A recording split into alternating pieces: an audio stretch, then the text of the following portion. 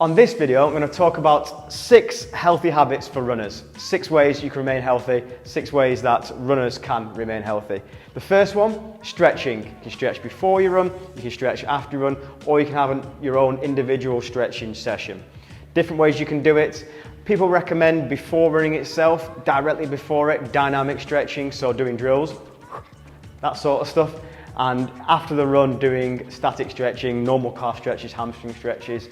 And then if you're doing an individual session, often like a yoga kind of style session would be perfect to do between 10 and 30 minutes long, depending on how long you've got to do that. Really healthy habit to have as a runner. Strength training. Runners don't like strength training. It is really boring going to a gym.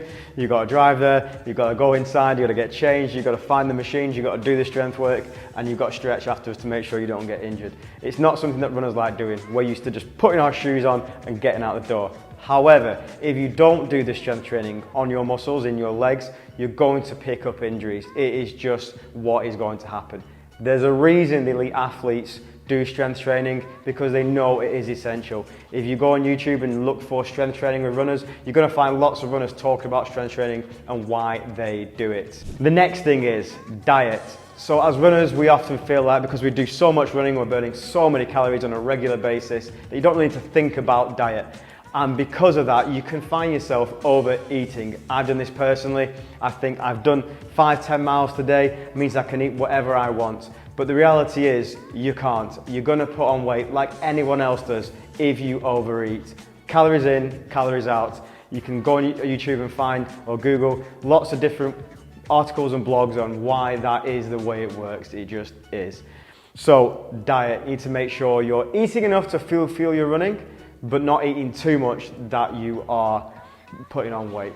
Because if you put on weight, you've got more to carry around when you run, which means you're going to put more stress on your joints, which means you'll be able to run less than you want to. The next thing is rest.